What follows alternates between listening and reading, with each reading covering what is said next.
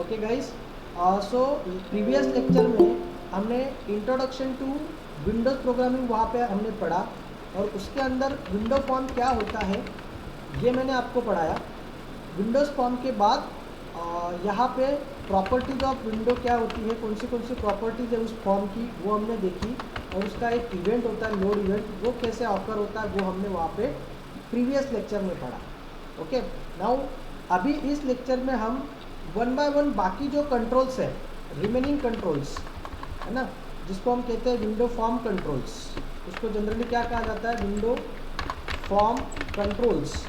वो कंट्रोल्स कैसे यूज़ करेंगे वन बाय वन हम आज यहाँ पे देखने वाले हैं और उसका यूज़ प्रोग्रामिंग में क्या होता है और किस तरीके से हम उसको फॉलो करने वाले हैं वो वहाँ पे हम देखने वाले हैं। तो विंडोज़ फॉर्म कंट्रोल्स में बहुत सारे कंट्रोल्स होते हैं, बट जो जनरली कॉमन कंट्रोल्स जिनका बहुत बार यूज़ होता है वो कंट्रोल्स आज हम यहाँ पे वन बाय वन पढ़ने वाले हैं। तो सबसे पहले हम एक कंट्रोल पढ़ेंगे, that is button control. Okay, अब जैसे आपने ये नाम सुना बटन, तो आपके दिमाग में एक बॉक्स जैसा एक आया होता है जिस पे हम क्लिक करते हैं, बराबर? यस और no? Yes sir. So what is button control? तो बटन कंट्रोल क्या होता है उसको थोड़ा सा प्रैक्टिकली देखते हैं। तो कल तो हमने ये जो फॉर्म था ये फॉर्म हमने बना लिया था। अब अगर आपको बटन कंट्रोल ऐड करना है तो मैंने प्रीवियस लेक्चर में आपको बताया, ये जो आईडी आपके सामने दिख रहा है इस आईडी को भी हमने प्रॉपरली प्रीवियस लेक्चर में देखा कि सॉल्यूशन एक्सप्लोर क्या होता है, प्रॉपर्टीज़ विंडो क्या होती है। अगर ये दोनों विंडो आपके सामने नहीं है तो हम कहाँ से उसको शो करा सकते हैं। तो वापस बताता हूँ कि अगर मान लीजिए बाय मिस्टेकली प्रॉपर्टीज़ विंडो और सॉल्यूशन एक्सप्लोर आपके सामने अगर नहीं दिख रहा तो हम उसको कहाँ से ऑन करेंगे?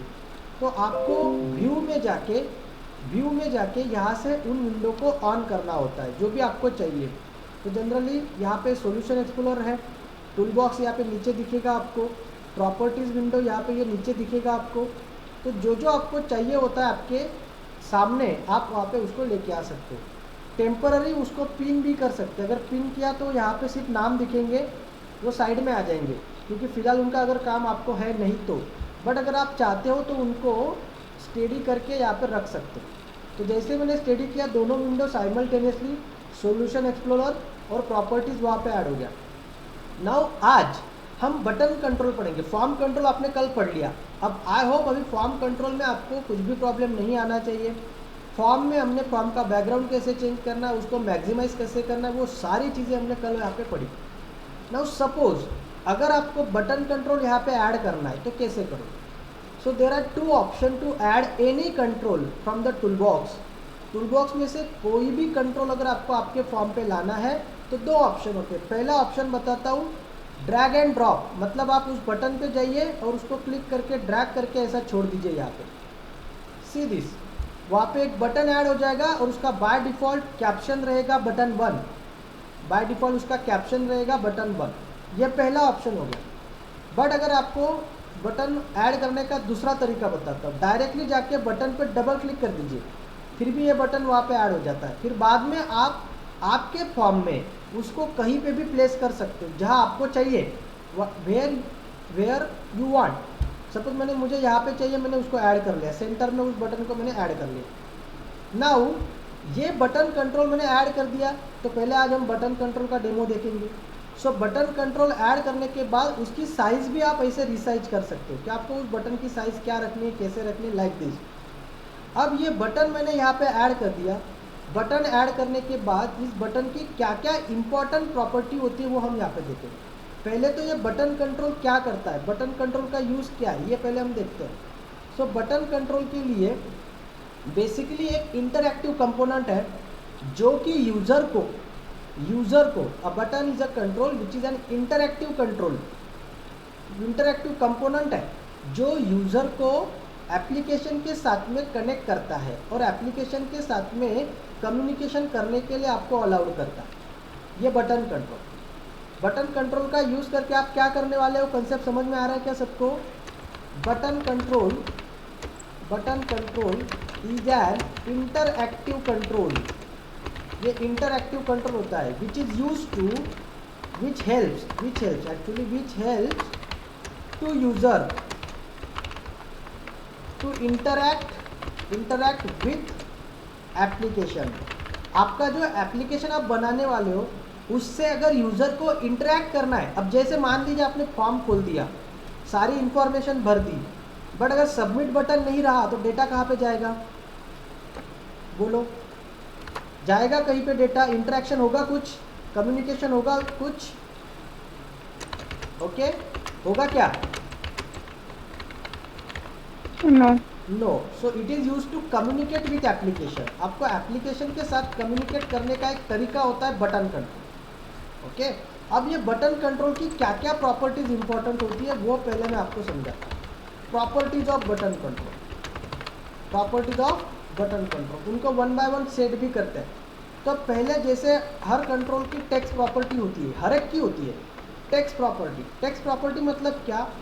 अब ये जो बाय डिफ़ॉल्ट यहाँ पे बटन 1 लिख के आया है ना, अब बटन 1 तो नहीं रहने देंगे हम, क्योंकि उसको कुछ ना कुछ तो कैप्शन देना पड़ेगा। उस कैप्शन से हमको समझना पड़ेगा कि ये बटन किस काम के लिए प्रेस करना है।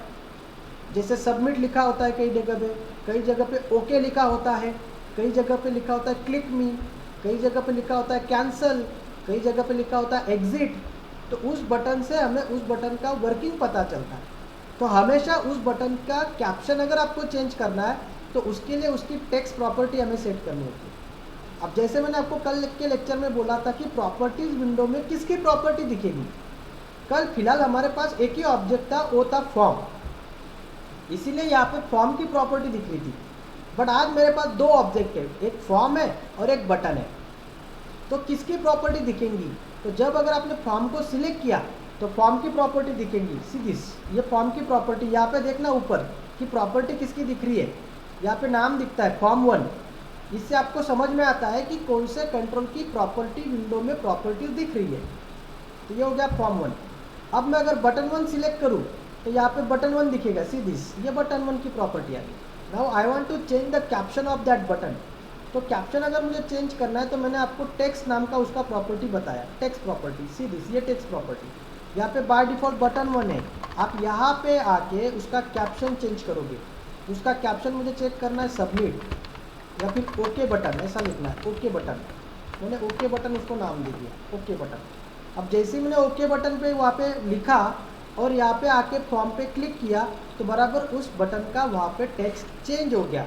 तो ये टेक्स्ट प्रॉपर्टी किस लिए यूज होगी, समझ में आ गया आपको? समझ में आया क्या? Yes, sir. Okay, using this property you can Change the name of. change या you can set the caption or title of the button। ठीक है, ये हो गया आपका कैप्शन। अब जैसे मैंने फॉर्म के बारे में बताया था, इसका भी नेम प्रॉपर्टी होता है। नेम प्रॉपर्टी भी हर एक कंट्रोल पर होएगा और यहाँ पे भी वो ऑब्जेक्ट नेम रेफर करेगा। This is object name of the button, this is object name of the button. अब यह पहला बटन है तो उसका बाय डिफॉल्ट ऑब्जेक्ट नेम क्या रहेगा? बोलो। बटन 1। Yes, button 1। अगर मैं दो बटन ऐड करता हूँ तो पहले का बटन 1 रहेगा, दूसरे का बटन 2 रहेगा। ऐसे अगर मैंने 10 बटन ऐड कर लिए तो बटन 1 2 3 4 5 6 7 8 9 10 लाइक दिस। तो बाय डिफॉल्ट नेम ये होते हैं। But if you want to change the object name of that button तो आपको हमेशा यहाँ पे नेम प्रॉपर्टी में जाके उसका ये जो ऑप्शन है ना फॉर्म 1 वो निकाल के वहाँ पे आपको ऑब्जेक्ट नेम सेट करते आता है। बट मैं अभी फ़िलहाल नहीं चेंज करता। तो ये हो गया बटन का दूसरा प्रॉपर्टी, बटन 1। तो बेसिकली बटन की ये दो ही प्रॉपर्टी इंपॉर्टेंट है, उसका कैप्शन और उसका बेसिकली नेम प्रॉपर्टी। उसकी तीसरी प्रॉपर्टी मैं आपको बताता हूँ, फॉन्ट प्रॉपर्टी। फॉन्ट। अब ये फॉन्ट प्रॉपर्टी जो होता है ना, ये जो नाम दिख रहा है आपको ओके बटन, वो एक प्री डिफाइंड फॉन्ट होता है। बाय डिफ़ॉल्ट कुछ फॉन्ट वहाँ पे लिख के आता है। बट अगर आपको उसका फॉन्ट चेंज करना है, बोल्ड करना है, इटैलिक करना है, तो using font property you can change the style of that caption. तो आते हैं, देखो कैसे चेंज करते हैं। यहाँ पे आते हैं, फॉन्ट प्रॉपर्टी देखते हैं उसका। ये रहा फॉन्ट प्रॉपर्टी सीधी, ये रहा फॉन्ट प्रॉपर्टी। यहाँ पे आइए, इसमें बाय डिफ़ॉल्ट फॉन्ट क्या होता है देखो, माइक्रोसॉफ्ट सैन सीरीज 8.25 8.25 इनका फॉन्ट है। यहाँ पे क्लिक करो, यहाँ पे क्लिक करने के बाद एक फॉन्ट बॉक्स आ जाएगा और फिर आपको जो जो करना है, जैसे सपोज आपको चेंज करना है फॉन्ट की स्टाइल, तो यहाँ पे फॉन्ट सपोज मुझे रखना है कैम्ब्रिया, ये कैम्ब्रिया फॉन्ट हो गया। उसके बाद कैम्ब्रिया फॉन्ट तो आ गया, उसके बाद अगर मुझे बटन बोल्ड करना है और उसकी साइज़ बढ़ा देनी है, सपोज मुझे रखना है 24, इसको कर दिया ओके, ये कट गया।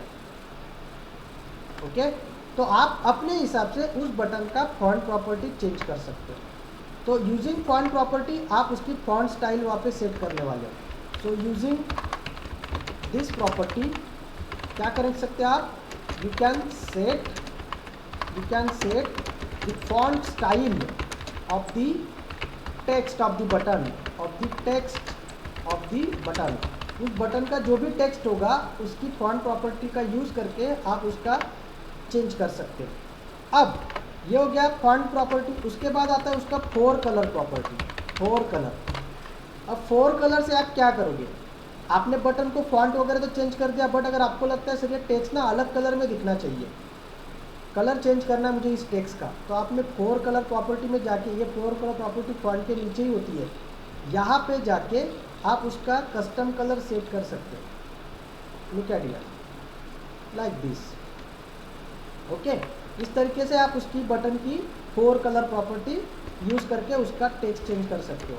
ओके, सो 4 कलर से क्या करेंगे, using change the text colour off button, text colour off button, button के टेक्स्ट कलर का आप बटन का जो टेक्स्ट है, change the text colour off button, उसका कलर आप यहाँ पे चेंज कर सकते हो। अब इमेज जैसे हमने 4 कलर देखा, उसका बैक कलर प्रॉपर्टी है, बैक कलर प्रॉपर्टी का यूज़ आपको पता है, आप उस बटन का बैकग्राउंड कलर भी चेंज कर सकते हो। Change the background colour of that button, आप उसका बैकग्राउंड कलर भी चेंज कर सकते हो। अब बैकग्राउंड कलर मुझे चेंज करना है तो कैसे करेंगे, तो बैक कलर प्रॉपर्टी में आ जाइए, यहाँ पे इमीडिएटली ये ऊपर है, सबसे ऊपर बैक कलर प्रॉपर्टी है, यहाँ पे जाइए, बैक कलर प्रॉपर्टी में कस्टम में जाके आप येलो सेट कर दीजिए जो आपको चाहिए। लुक एट हियर, उस बटन का बैकग्राउंड कलर भी चेंज हो गया। ठीक, उसके बाद सिमिलरली जो फॉर्म की प्रॉपर्टी थी बैकग्राउंड इमेज, वो भी है, क्या यूज होगा इसका, बोलो बैकग्राउंड इमेज का क्या यूज होगा। हाँ, अगर आप इस कलर की जगह पीछे कुछ इमेज चाहते हो तो वो भी दे सकते हो। सो बैकग्राउंड इमेज में जाके एज यूजल जब से हमने कल देखा, सिमिलरली बैकग्राउंड इमेज में जाइए, लोकल रिसोर्स से आपका इमेज चूज़ कीजिए, इंपोर्ट कीजिए, ओके कीजिए, और फिर लेआउट में जाके उसका लेआउट भी सेट करना, ये नीचे ही प्रॉपर्टी होता है उसका। ओके, तो इस तरीके से हम प्रॉपरली उसका ये सब चेंज कर सकते हैं। ओके, और बहुत सारी प्रॉपर्टी है, आप वंस ये इंपॉर्टेंट प्रॉपर्टी मैंने बताई, आप इसमें जाके आप अपने हिसाब से प्रॉपर्टी चेंज करके देखेंगे एज अ स्टूडेंट, आपको बहुत सारी प्रॉपर्टी दिखेंगी आपको कि आप उसका क्या क्या यूज़ कर सकते हो। Okay, like this. ओके, तो ये हो गया बटन। अभी प्रॉपर्टीज़ के बाद बटन के इवेंट्स क्या क्या होते हैं, इवेंट्स। तो बटन का सबसे मेन इवेंट होता है क्लिक इवेंट, क्योंकि बटन हमेशा क्या करते हैं, हम क्लिक करते हैं ना, है कि नहीं, यस और नो। Yes sir. हाँ, यस सर। क्योंकि बटन के ऊपर हमें कोई ना कोई एक्शन तो परफॉर्म करनी है। When ever the button is click, तो आपको कुछ ना कुछ तो एक्शन परफॉर्म करनी है, तो उसके लिए बटन का क्लिक इवेंट होता है। अभी ये बटन का क्लिक इवेंट मुझे अगर लाना है कोडिंग में, तो कैसे लाऊंगा, तो आपको उस बटन पे डबल क्लिक करना होता है, उस बटन पे डबल क्लिक करना होता है, तो बराबर से यहाँ पे उस बटन का क्लिक इवेंट आ जाता है, सी दिस बटन 1 क्लिक। अब देखिए कई बार क्या होता है ना, बच्चे कहाँ पे कंफ्यूज होते हैं, ये फॉर्म का लोड इवेंट है, ये कब कॉल होगा, जब वो फॉर्म अपना लोड होगा तब। तो कई बार बच्चे कंफ्यूज हो जाते हैं, और जो बटन पे कोडिंग लिखना होता है वो कोडिंग आप यहाँ पे फॉर्म पे लिख देते हो, और फॉर्म के लोड इवेंट में जो कोडिंग लिखना होता है आप यहाँ पे लिख देते हो, तो वो अलग हो जाता है। तो याद से कि आपको कौन से इवेंट में कोडिंग लिख रहे हो वो एक बार श्योर कर लेना कि आप फॉर्म के लोड पे लिख रहे हो कि बटन के क्लिक पे लिख रहे हो।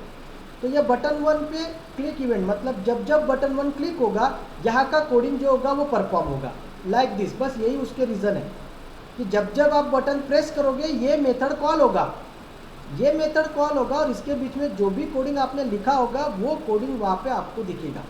अब सपोज मुझे क्या करना है, जब भी कोई भी मैसेज वहाँ पे आएगा, बटन क्लिक करना, तो मुझे वहाँ पे मैसेज लिखना है। मैसेज क्या मैसेज लिखना है, वेलकम टू द C#.com। तो अगर आपको मैसेज बॉक्स लिखना है, मैसेज बॉक्स आता है देखो, कभी वही हम कुछ करते होते हैं ना, इमीडिएटली अपने पास अलर्ट बॉक्स आ जाता है, एक बॉक्स आता है उस पर मैसेज लिखा होता है, तो उसको मैसेज बॉक्स कहते हैं। तो अगर आपको मैसेज बॉक्स शो करना है तो आपको ये देखिए MESS, ये नीचे रहा मैसेज बॉक्स डॉट शो, ये ऐसा आपको लिखना है, मैसेज बॉक्स डॉट शो। और उस मैसेज पे क्या मैसेज लिखना है, उस मैसेज में जो भी मैसेज आपको लिखना है, वेलकम टू GUI प्रोग्रामिंग, ऐसा मैसेज मैं लिख देता हूँ। और ये मैसेज बॉक्स कब शो होगा, जब हम बटन पे क्लिक करेंगे, जब हम बटन पे क्लिक करेंगे, एग्जैक्टली। तो ये मैसेज बॉक्स कैसे आया, मैसेज बॉक्स नाम का प्रीडिफाइंड क्लास है, उसकी शो मेथड है, दैट्स इट।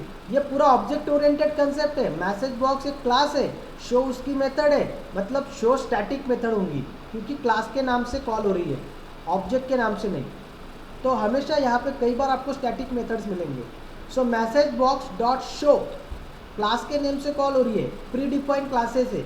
इसीलिए मैंने बोला आपको .NET फ्रेमवर्क का लाइब्रेरी अगर पढ़ना है तो बहुत रिच लाइब्रेरी है, बहुत सारे क्लासेस आपके पास अवेलेबल है। अब इसको मैं सेव करता हूँ, और सेव करने के बाद अब इसका बैकग्राउंड कलर जो है ना, ये लोड इवेंट, मैं इसको कमेंट कर देता हूँ। मुझे उसका बैकग्राउंड कलर कुछ चेंज नहीं करना है, वो जैसा है वैसे ही रहने देना है, तो मैं वो वहाँ पे हटा देता हूँ, या फिर मुझे कुछ नहीं चाहिए, ये कोडिंग ही हटा देता हूँ मैं। और उसके बाद सेव करता हूँ, सेव करने के बाद मैं उसको रन करता हूँ। अब रन करने के बाद फॉर्म अपना मैक्सिमाइज में खुलेगा, क्योंकि आपने ऑलरेडी उसकी मैक्सिमाइज प्रॉपर्टी सेट की हुई है, window state property. See this, अब ये ओके बटन आ गया, इस पर जैसे मैं क्लिक करूँ वहाँ पे मैसेज शो होगा, see this, welcome to GUI programming. ये हो गया आपका मैसेज, वहाँ पे आ गया।